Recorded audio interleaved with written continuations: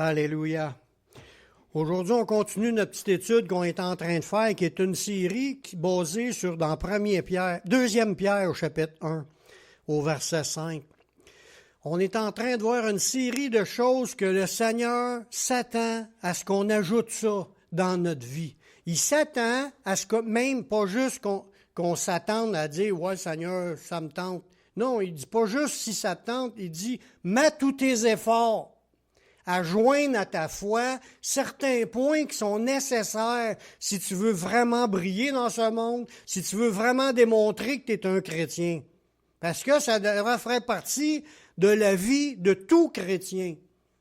Pas juste le pasteur, pas juste les diacres, pas juste les anciens, pas juste certaines classes de chrétiens. Tous les chrétiens sont appelés à mettre tous leurs efforts dans leur vie de chrétienne, dans leur vie chrétienne, pour ajouter ces points-là qui sont nécessaires pour grandir, pour porter du fruit pour le Seigneur.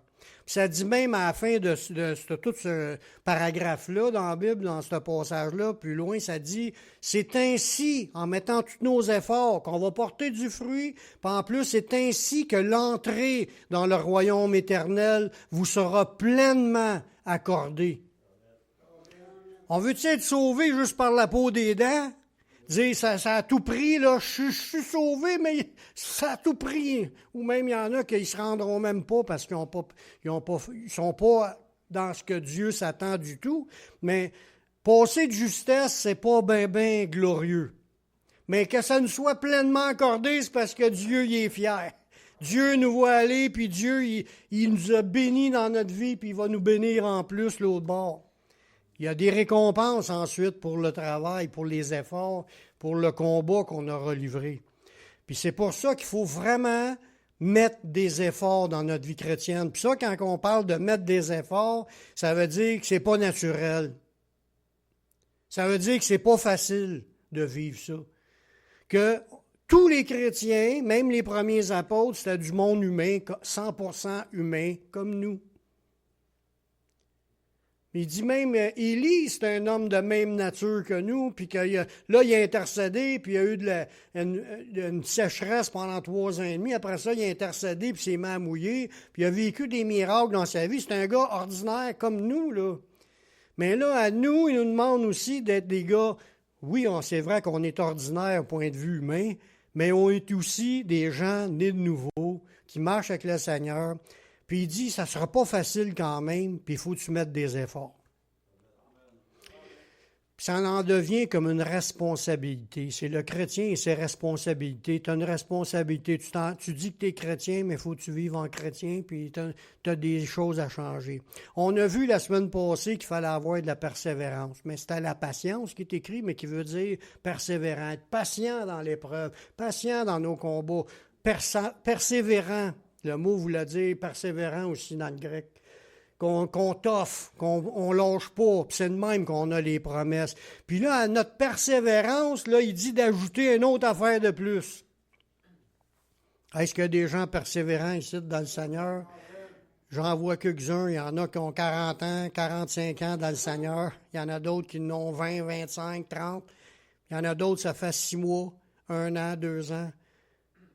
Ça commence à 0, la journée que tu donnes ta vie au Seigneur. Vraiment, là, c'est un engagement. Tu t'engages à le suivre. Ça commence là, ta vie chrétienne. On n'est pas sauvé en venant au monde. On n'est pas sauvé parce qu'on était d'une religion. On n'est pas sauvé parce qu'on pensait qu'on était sauvé. Non. On est sauvé à partir du moment qu'on se repent. Se repentir, là, ça sous-entend regretter notre vie de péché, puis à vouloir que ça change. Quand tu veux que ta vie change, puis que tu réalises que Jésus est mort pour te pardonner de tes péchés, bien, c'est à partir de ce moment-là, quand tu lui donnes ta vie, tu lui dis « Seigneur, moi, je suis repentant, je veux que ça change, puis je crois que tu es mort pour me pardonner, puis me donner une nouvelle vie. » Bien, tu laisses Jésus rentrer dans ta vie, tu fais une prière pour l'inviter, puis il va rentrer, il va te pardonner tes péchés, puis il y a une nouvelle vie qui commence. Puis ça commence là. Il y en a que ça a commencé, il y avait 14 ans, il y en a que ça a commencé à 55 ans. Il y en a qui, moi, c'était à 21 ans que j'ai donné ma vie au Seigneur. Il y en a à tout âge qu'on peut donner notre vie au Seigneur. Bien, il y a une journée qu'on le fait, puis là, on commence notre vie chrétienne.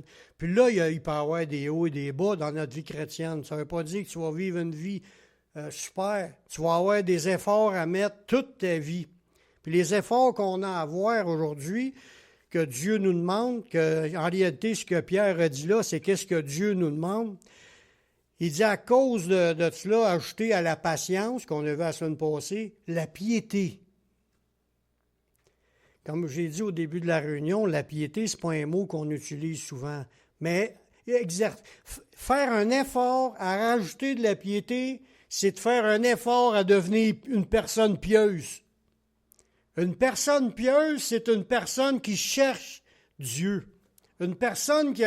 Ça ne veut pas dire que tu ne l'as jamais entendu parler. Tu peux l'avoir entendu parler. Ça peut faire peut-être 10 ans, 20 ans, 30 ans, 40 ans, 50 ans que tu es chrétien. Mais si tu exerces, tu fais des efforts pour être pieux, même après 50 ans que tu marches avec le Seigneur, il faut que tu fasses encore des efforts pour être pieux. La piété, c'est la recherche de Dieu. C'est de la révérence que tu vas avoir envers Dieu, tu vas avoir du respect envers Dieu. Dans le dictionnaire, là, c'est une vertu qui dispose à rendre à Dieu l'honneur qui lui est dû par des actes extérieurs. Tu vas y dire merci, tu vas y dire qu'il est grand, qu'il est beau, qu'il est fin. Quand tu veux puis avoir de la piété, être une personne pieuse, c'est une personne qui reconnaît que Dieu est là, puis que tu veux vraiment la glorifier, chercher sa face, tu veux marcher avec, tu veux plus de lui dans ta vie, tu veux lui rendre le culte de prier, tu veux prier, tu veux lui rendre un culte de louange, des louanges, tu veux lui chanter pour lui des chants comme selon le psaume qu'on a chanté tantôt qui disait « Rendez à l'Éternel la gloire et l'honneur », tout ça. Être pieux, c'est quelqu'un qui a le cœur pour Dieu. Le contraire de ça, c'est être indifférent. Tu sais qu'il est là, mais tu t'en fous, puis tu fais rien comme pas pour dire que tu lui dis merci ou voyez-vous, il y a comme dans le monde, là, le monde, en général, sont sans Dieu. Ils n'en veulent pas de Dieu, sont satisfaits, sont auto-satisfaisants, ils n'en sentent pas le besoin. Ils peuvent vivre pleinement leur vie sans Dieu dans leur vie. Autosuffisant. Tandis qu'il y a du monde que, eux autres, c'est pas nécessairement qu'ils n'étaient pas capables de vivre sans Dieu, mais c'est du monde qui ont reconnu qu'il y en a un, puis tant qu'il y en a un, on est aussi bien à le glorifier. S'il y en a un, Dieu, ça sert à quoi de le négliger? Si on réalise qu'il y a un Créateur, écoute bien, il mérite toute la gloire et l'honneur, il m'a donné la vie, il m'a donné la santé, il m'a donné de vivre dans un pays où j'ai l'abondance, il donne tout là, par bonté, par amour, puis il nous a donné son Fils qui est mort pour nous pardonner, puis il nous donne une place dans la vie éternelle. Écoute, il mérite-tu d'être glorifié? Croyez-vous vraiment que Dieu, le Créateur de toutes choses, est vraiment digne d'être révéré et respecté?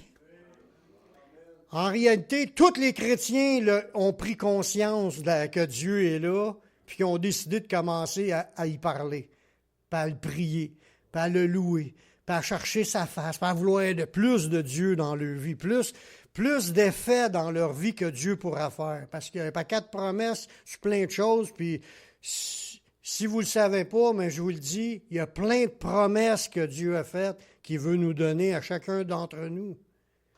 Puis si vous en voulez, puis ça dit qu'il y a une table avec toutes ces bénédictions, puis il dit d'aller manger, de se servir à sa table, qu'on peut déjà manger présentement en allant dans sa présence, puis en recevant ses bénédictions, ses bontés. Dieu, il est le créateur de toutes choses. À moins d'être 100% convaincu qu'on fait partie, qu'on vient du singe, là. Même le singe vient de où? Puis avant lui, là, c'est qui? Puis la première partie, c'était qui? Puis qui a mis ça là, sur la planète? Puis qui a mis la planète, là? Tu peux pas arriver plus loin puis dire, mais il n'y a pas de créateur. C'est impossible, c'est illogique. C'est contre la science. La science, là, il y a toujours une cause à effet. Dans la physique, là, il y a une cause pour un effet. Ça ne se fait pas des choses tout seul. C'est complètement anti-scientifique. Ça prenait un créateur au commencement, même s'il y aurait eu vraiment un Big Bang, comme qu'essaye de le dire. Il y a quelqu'un qui a fait ce qui a démarré tout le Big Bang. Il y a quelqu'un qui l'a démarré, sinon il n'y aura rien. Ça sera le néant, le vide. Personne n'aura conscience qu'il y a une vie. Mais il y a eu un créateur à quelque part. Puis ce créateur-là, je crois qu'il est digne d'être loué pour ce qu'il est. Puis à la grandeur qu'il doit avoir, là, si tu regardes l'immensité de l'univers, puis tout a été créé par lui, il est encore plus grand que tout ça, il est big.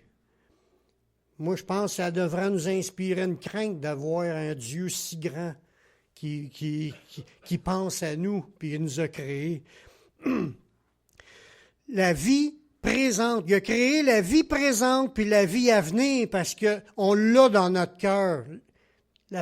Tous les chrétiens l'ont, cette espérance-là, qu'il y aura de quoi après la mort. C'est rare. J'ai rarement vu un chrétien qui ne croit pas à la résurrection. C'est peut-être déjà arrivé là, que dans les écrits, que tu vois que Paul il leur reprochait à certains chrétiens de ne pas croire à la résurrection. Mais Jésus qui est venu, il en a donné une preuve qu'il en avait une résurrection. Il est ressuscité 3 jours après, puis il s'est montré à ses disciples pendant 40 jours. Il a même apparu à plus de 500 personnes. Puis s'il est vraiment ressuscité comme c'est dit, que les apôtres, ils croyaient tellement qu'ils ont accepté de mourir pour défendre cette position-là, il n'y a pas grand monde qui mourrait pour un mensonge. Ils ont vraiment vu Jésus ressuscité. Puis s'il est ressuscité, où c'est qu'il est rendu aujourd'hui? Mais ça nous le dit dans la Bible qu'il est retourné dans la présence de Dieu, puis il a retrouvé la plénitude de celui qui remplit tout en tous. Il est redevenu le omniprésent. C'est l'Esprit créateur de tout qui est retourné dans sa gloire, puis là, il nous regarde aller. Puis il s'attend à ce qu'on se tourne vers lui et qu'on y parle. Ce créateur-là, il a créé la vie présente puis la vie à venir. Puis ça nous dit que tout a été créé en lui, dans Colossiens 1,16. Car en lui, en Yeshua, en Jésus, ont été créées toutes les choses qui sont dans les cieux, sur la terre, les visibles et les invisibles, même le monde invisible, les anges, ça, tout est créé en lui. Les trônes, la dignité, la domination, les autorités, tout a été créé par lui et pour lui. Ça veut dire que les chrétiens ils réalisent de plus en plus, une fois que tu es chrétien et tu comprends ces versets-là, tu réalises de plus en plus, ça a été créé pour lui.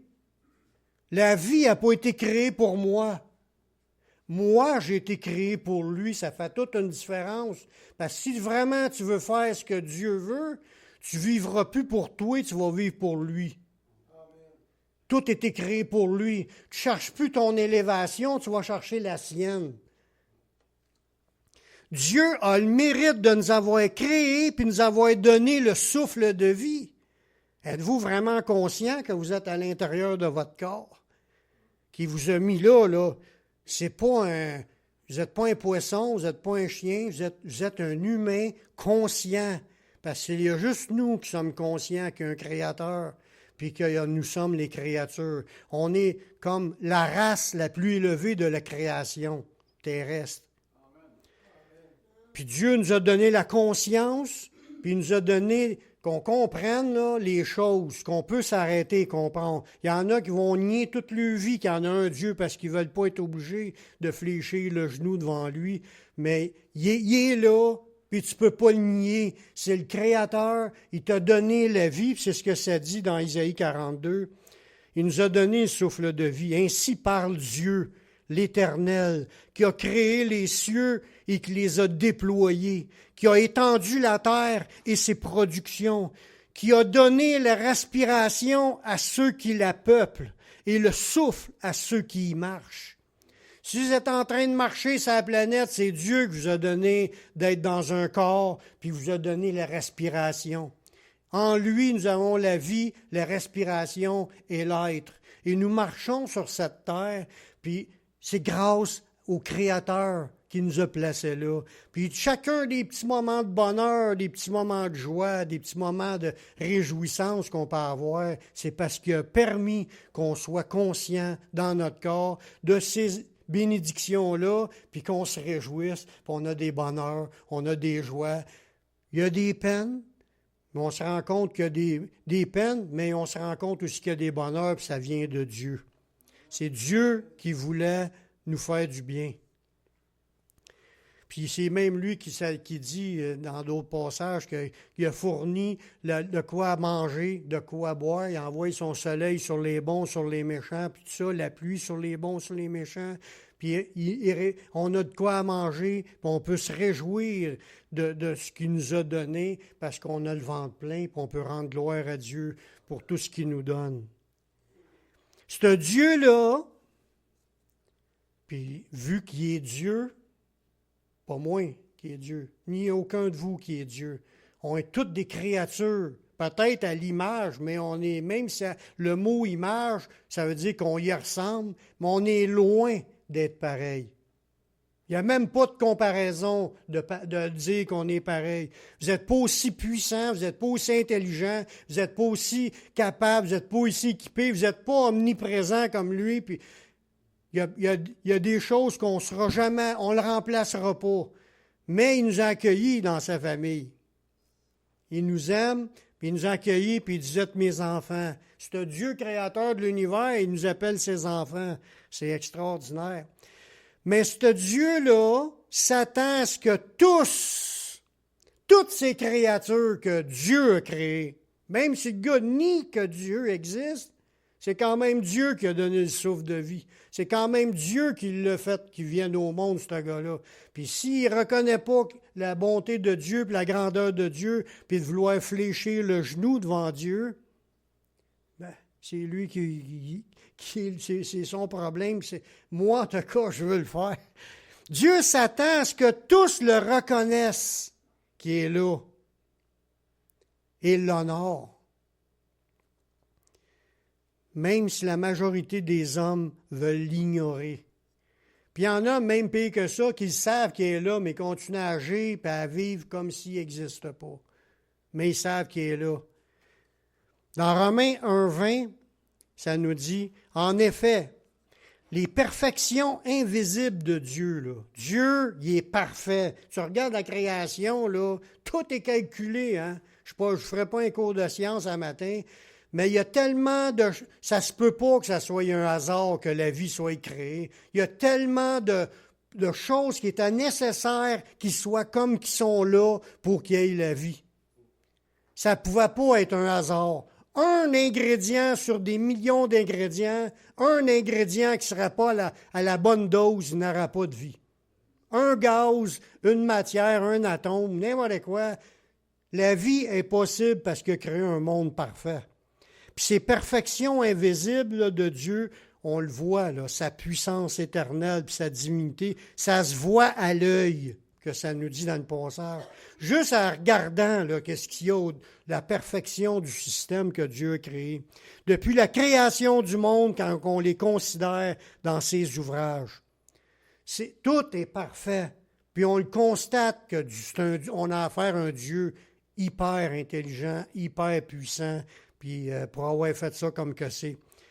Puis là, ça nous ajoute, ils sont donc inexcusables, puisqu'ayant connu Dieu, ils ne l'ont point glorifié comme Dieu. Puis ils n'ont point rendu grâce. Ils ont vu la grandeur de Dieu dans la création, ils ont vécu leur vie sur la terre en ingrats, parce qu'ils ont profité de tout ce qu'il y avait autour d'eux, puis sans jamais dire merci à Dieu. Sans jamais savoir tourner vers Dieu pour lui dire « Seigneur, t'es grand, t'es bon, t'es merveilleux pour avoir tout fait ce que t'as fait. » Ils lui ont point rendu grâce, mais ils se sont égarés dans leurs pensées, puis leur cœur sans intelligence a été plongé dans les ténèbres. Puis on le sait que le diable travaille pour aveugler le monde, pour essayer de trouver des raisonnements là, d'autres choses. Voyons donc, il n'y a pas de Dieu, Dieu n'existe pas. Regarde, c'est l'évolution qui est enseignée. Regarde, crois en l'évolution. Continue à croire qu'il n'y a pas de Dieu. Ou bien, tu veux absolument qu'il y ait un Dieu, on va te faire une belle statue ici, là. Tu vas pouvoir prier cette belle statue-là au lieu de te rendre gloire au vrai Créateur. Tourne-toi vers cette statue-là, c'est la mère de Jésus, là. Voyons donc, c'est la mère de Jésus, tu sais. Prie pour ta grand-mère qui était bien fine pendant ta vie, elle est décédée, puis elle va t'aider.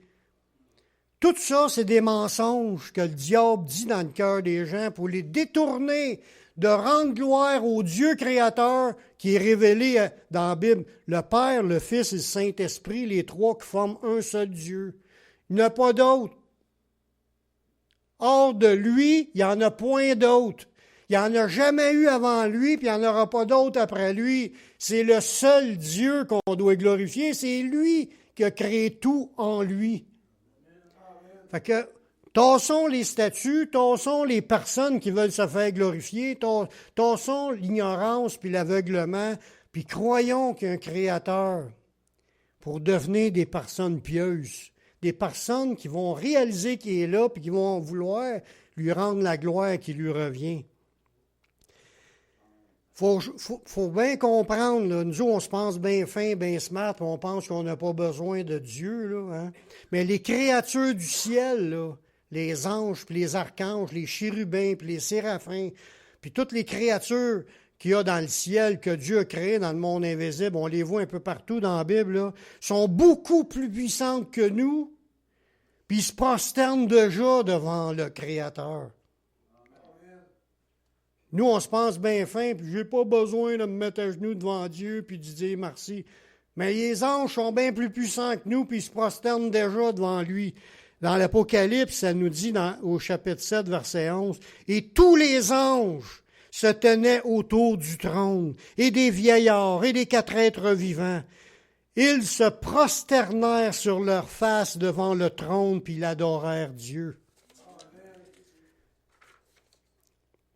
Dieu nous a déjà tout révélé dans la Bible pour qu'on puisse le connaître. Tout ce qu'on lit, là, tout ce qu'on étudie ensemble, ça nous apprend des choses. On peut apprendre des choses tout le temps, c'est sûr, mais ce qu'on sait déjà, on le sait, c'est révélé, ça nous a été donné pour qu'on le connaisse, pour qu'on puisse lui rendre cette gloire-là qui lui revient. Il nous a tout révélé pour que nous soyons sauvés et qu'on marche dans la piété. Qu'on marche d'un cœur à vouloir lui rendre cette gloire-là. Dans 2 Pierre, c'est dans le passage que on est en train d'étudier, depuis un bout, on l'a déjà lu au début. Comme sa divine puissance nous a donné tout ce qui contribue à la vie, il nous a déjà donné la vie et la piété. Il nous a déjà donné tout ce qu'on a besoin pour être des personnes pieuses, des personnes qui cherchent Dieu, qui veulent honorer Dieu, au moyen de la connaissance de celui qui nous a appelés. Il nous a déjà tout révélé les mystères qu'il y a autour de Dieu. Parce que quand on parle de Dieu à quelqu'un dans le monde, s'il n'a pas lu la Bible, là, pour eux, c'est tout un mystère. C'est tout du caché. Personne ne comprend. Tout le monde s'imagine, ouais, ça pourrait être ça, ou j'ai entendu parler de ça. Mais nous, on le sait pourquoi. Parce que c'est déjà tout révélé dans les Écritures. C'est ça qui nous a donné de comprendre, de connaître le vrai Dieu, puis pouvoir être une personne pieuse envers lui, une personne qui veut le révérer et le glorifier. Le mystère de Dieu s'est révélé, puis c'est Jésus qui est le centre. Ça nous dit dans 1 Timothée 3,16, « Et sans contredit, le mystère de la piété est grand. » C'est un mystère là, pour le monde, mais pas pour les chrétiens. Il dit, ça a été révélé. Il dit, celui qui a été manifesté en chair, ça parle du Messie, qui est venu en chair et en os. C'était le mystère, c'était le centre, c'était la révélation de Dieu. Ça, c'est le centre qu'il faut se tourner pour rentrer dans la vraie piété qui est devant Dieu. Se tourner vers le Seigneur Jésus pour notre salut, mais aussi pour notre service, pour notre vivre pour lui. Vivre par lui, mais pour lui. Il a été justifié par l'Esprit, il a vu des anges, prêché aux gentils, cru dans le monde, puis élevé dans la gloire. Là, il dit, le mystère de la piété est grand, puis cette piété-là, le sujet de la piété, c'est Jésus. Il a été révélé. Mais pour une personne qui aime Dieu puis qui prie, c'est pas suffisant pour être sauvé. Là, je vais vous parler d'un point au niveau de la piété. Il y en a des millions et des millions de personnes qui prient. Puis c'est pas suffisant pour être sauvé. Il y en a qui ne prient pas le bon,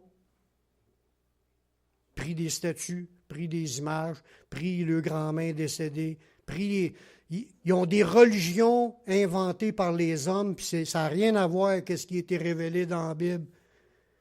Puis même plus que ça, si on n'a pas découvert la révélation de la piété qui est Jésus, tu peux être en train de prier Dieu, le vrai Dieu, le Dieu d'Abraham, d'Isaac et de Jacob, sans être sauvé. Si tu n'as pas reconnu Jésus. Puis ça, on voit ça dans un passage dans les Actes des Apôtres, au chapitre 10, au verset 1. On parle de Corneille, qui était quelqu'un, un Romain, puis c'est un homme pieux, que la Bible nous dit. C'est un homme qui priait Dieu, qui faisait des aumônes, qui aimait Dieu, mais n'était pas encore sauvé. Il manquait quelque chose pour être vraiment une personne pieuse selon Dieu, selon ce que Dieu cherche. Ça nous dit, il y avait à Césarée un homme nommé Corneille, centenier d'une cohorte dite italienne. Cet homme était pieux et craignait Dieu. Avec toute sa maison, il faisait beaucoup d'aumônes au peuple, puis il priait Dieu continuellement. Puis il n'était pas encore sauvé.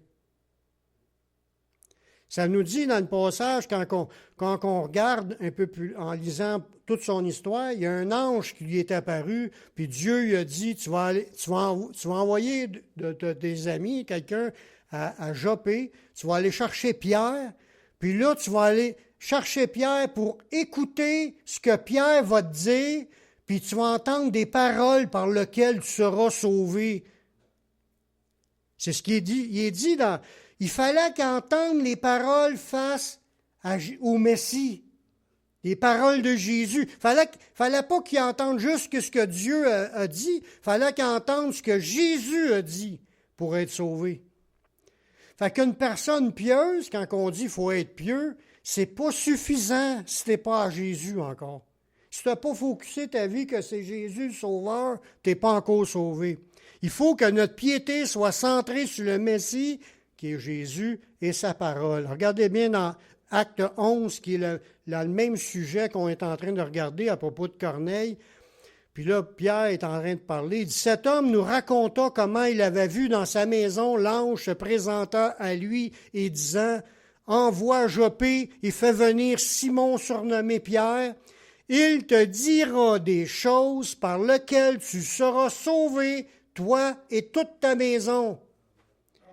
Il avait entendu parler de Dieu, il priait Dieu, faisait des aumônes à Dieu, ce n'était pas encore suffisant pour être sauvé, puisque Dieu a envoyé son Fils, qui est la porte des brebis, qui est la porte. Jésus, c'est le chemin, la vérité, la vie. Nul ne peut aller au Père que par lui.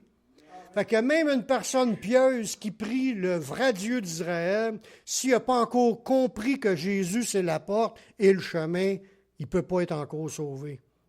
Il faut que tu entendes parler de Jésus puis de sa parole puis t'engager à suivre Jésus. C'est là que tu vas l'être. Il dit, tu vas entendre des paroles, des choses par lesquelles tu seras sauvé, toi et toute ta maison. C'est ça qu'on a besoin entendre parler du Messie, celui qui sauve. Amen. Nous sommes avertis dans la Bible, par des prophéties, que dans les derniers temps, il y aura des faux chrétiens qui feront semblant d'être des personnes qui aiment et qui servent Dieu. Parce que dans le monde évangélique, il y a aussi l'idée que c'est la religion évangélique. Il y en a qui vont dans les églises évangéliques puis ils ne sont pas encore vraiment convertis. Ils n'ont pas donné leur vie. Puis c'est pas une critique que je fais. Si vous êtes là pour écouter, pour apprendre, c'est parfait. Mais à un moment donné, il faut le faire le pas de dire qu'on accepte Jésus comme notre sauveur puis s'engager à le suivre et à le servir. Parce que la religion ne sauve pas. Même si tu dis, cette religion évangélique-là, il prêche des bons points. C'est pas la religion qui sauve, c'est Jésus qui sauve. Il faut que tu laisses rentrer Jésus dans ta vie, puis là, tu vas commencer la nouvelle vie. Il y a des gens, comme ça dit, qui vont en avoir des faux qui sont dans les églises, puis ça, c'est bien de valeur, mais on espère tout le temps que tous ces gens-là comprennent puis qu'ils se convertissent. Dans 2 Timothée 3,5, ça dit qu'il y en a qui ont l'apparence de la piété. Ils ont de l'air des personnes pieuses, mais ils en renient ce qui en fait la force. La force, là, c'est quand tu as vraiment passé par la nouvelle naissance. Faut que tu naisses de nouveau, faut que tu reçoives le Saint-Esprit. Ta vie commence à changer après, quand tu as commencé à le recevoir. Quand tu l'as reçu, là, ça commence à changer. Il y a un moment dans ta vie que ça se passe. Comme je le expliquais tantôt, il y a un moment où tu l'acceptes. C'est comme le mariage. Tu peux être à côté qu'une personne, puis pas être considéré marié.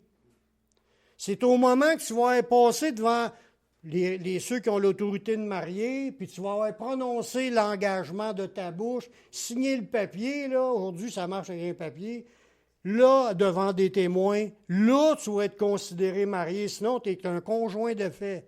Tu n'es pas un marié, ni devant Dieu aussi. Tu n'es pas marié tant que tu n'as pas pris position pour dire devant des témoins, puis ton père et ta mère, ou de ta famille, puis ça, qui sont là comme témoins, puis tout le monde signe, là, tu vas être considéré marié. Il y a un moment, quand tu le fais, le move, que tu vas le devenir. La vie chrétienne, c'est la même affaire. Il y a un moment que quand tu donnes ta vie au Seigneur, puis tu dis au Seigneur que tu te repens, puis que tu veux changer de vie, puis que tu veux qu'il vienne dans ta vie, c'est là que ça commence. Puis après, tu vas avoir une marche avec le Seigneur pour toute ta vie. À marcher avec lui, puis à le suivre. Mais il y en a qui ont une apparence, ça a de l'air des gens pieux, mais ils n'ont jamais fait le pas. Ils peuvent prier comme Corneille priait, puis il n'était pas encore sauvé. Il faisait des aumônes. Il priait sans cesse en plus, que ça dit continuellement, mais ça ne sauve pas. Il faut que tu passes par Jésus pour être sauvé. Les prophéties annoncent qu'un jour, toutes les créatures fléchiront encore le genou devant le Messie, puis elles confesseront qu'il est le Seigneur. Autant que j'ai dit tantôt, les anges se plient déjà les genoux devant lui, mais il y a un jour qui s'en vient que tout le monde, qu'ils veulent pas, vont quand même plier le genou devant Jésus et dire qu'il est le Seigneur. Même Satan. Dans Philippiens 2,9, ça nous dit. C'est pourquoi aussi, en parlant du Messie, Dieu l'a souverainement élevé, puis il lui a donné le nom au-dessus de tout nom. Le Messie, il a le nom au-dessus de tout nom. Il est l'autorité suprême. Afin qu'au nom de Yeshua, Jésus, tout genou fléchisse dans les cieux, sur la terre, sous la terre, et que toute langue confesse que Jésus-Christ est Seigneur à la gloire de Dieu le Père. Amen. Ça va arriver que les gens le veulent, qu'ils ne veulent pas, qu'ils ne savent pas, qu'ils forcent même pour ne pas vouloir l'admettre, mais qu'ils vont être obligés de le faire pareil, de gré ou de force. Pour ça que les chrétiens disent, tant qu'à fléchir le genou, un jour, tout se met de commencer tout de suite. On va le faire de toute façon. De toute façon, en plus de ça, un jour, là, tout va être détruit. Il n'y aura plus de planète. Il n'y aura plus le système de la vie qu'on voit, là, le soleil, la lune, les étoiles, les planètes, l'univers. Ça nous le dit dans la Bible, que tout va disparaître. Ça va être roulé comme un vieux vêtement, puis il n'y aura plus de place pour eux. Dieu va anéantir, désintégrer toute cette création matérielle, puis il va déployer, il va créer un nouveau ciel et une nouvelle terre, puis ça va être un système complètement différent pour qu'on vive l'éternité sur un autre, quelque chose d'autre, de bien meilleur que ce qu'on a aujourd'hui. C'est pas une science-fiction que je vous dis là, c'est un fait prophétisé. C'est Dieu tout-puissant-là qui a créé déjà celle qui est là. Il est capable de créer d'autres choses.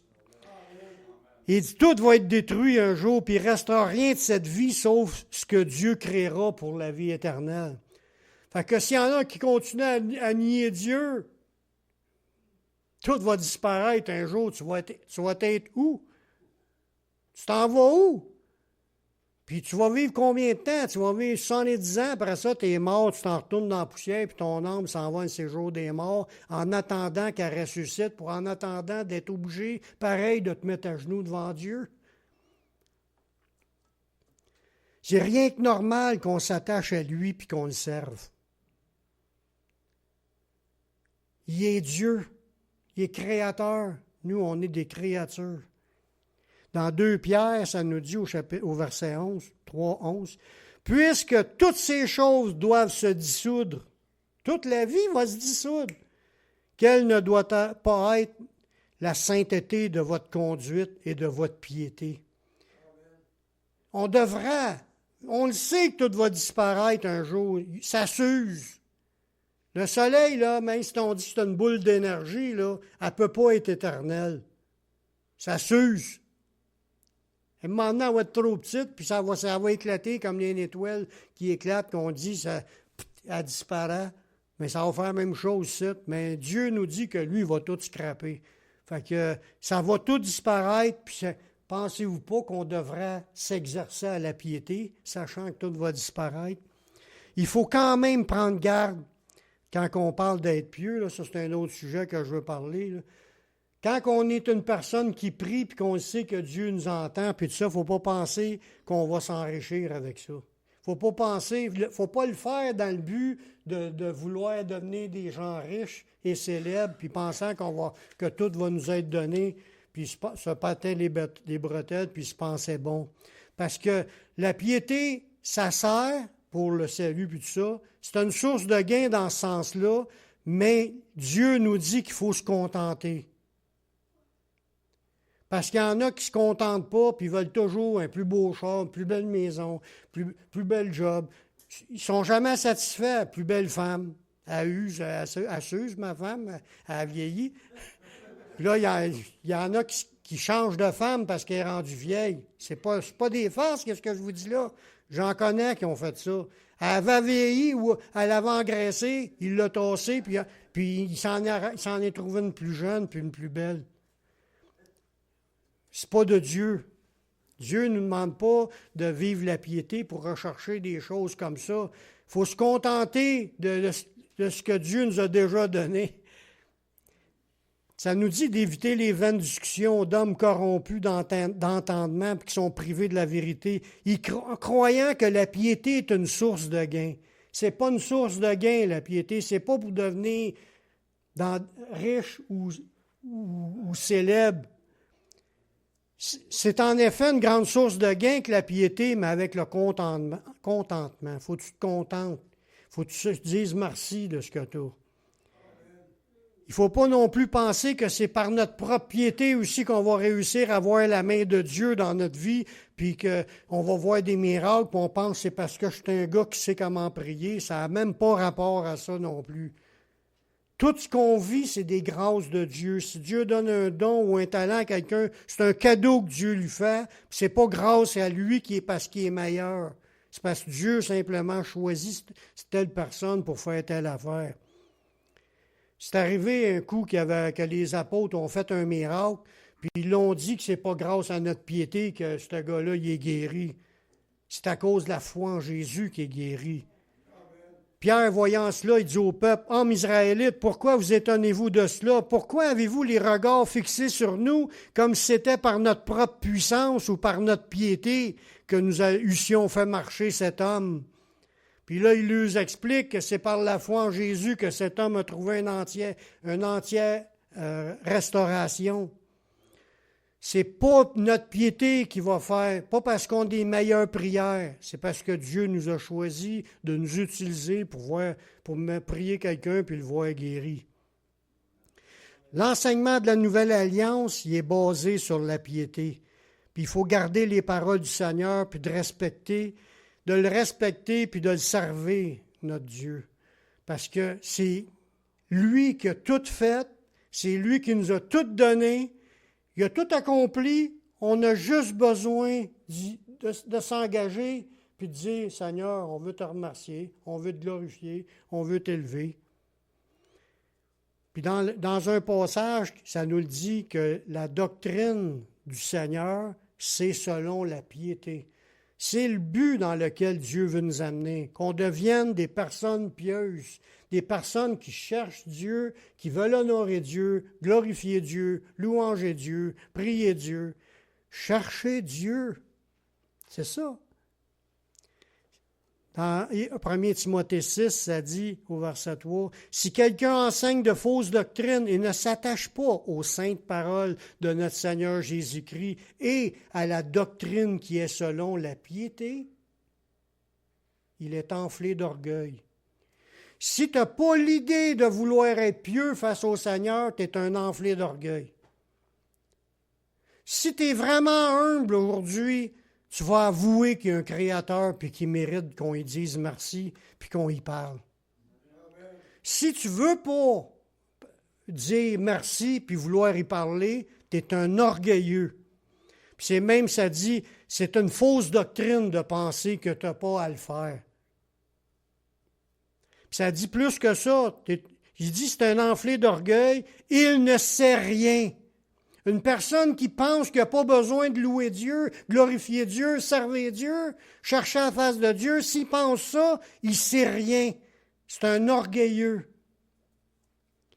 C'est un gars qui est malade des questions oiseuses puis des disputes de mots, puis il est rempli de l'idée de querelles, puis de calomnies, puis de mauvais soupçons. C'est de la méchanceté qui l'anime. Parce que quelqu'un qui est vraiment humble quand tu es chrétien va vouloir reconnaître que Dieu est Dieu, puis il va être assez humble pour dire « Merci Seigneur », puis « Gloire à ton nom », puis c'est le temps de chanter un chant « Seigneur, Alléluia », puis on va élever nos mains, puis on va même se réjouir dans ta présence, on va s'exciter, puis on va te glorifier, puis ça dure 5 minutes de plus, là, on continue à le faire, puis on n'est pas là « Hey, moi je suis tanné, moi j'ai hâte de m'en aller ».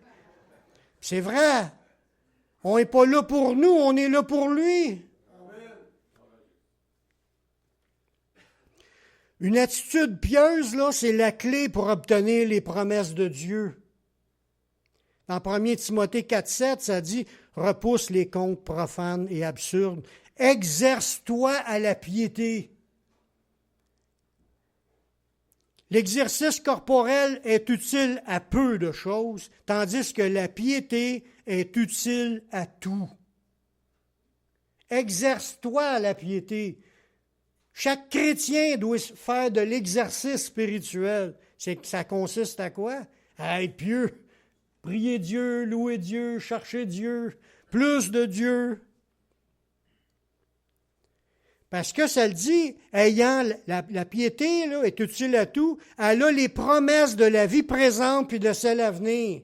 C'est la piété qui a les promesses de la vie présente et de la vie à venir. C'est quand on est pieux qu'on obtient les promesses. Prière, louange. Quand tu es dans cela, puis tu aimes ça, puis tu en veux plus, c'est là que tu vas être béni par Dieu. Amen. Le Seigneur nous connaît, puis continuera à prendre soin de tous ceux qui sont pieux. Je finis avec ce verset-là, dans 2 Pierre 2,9.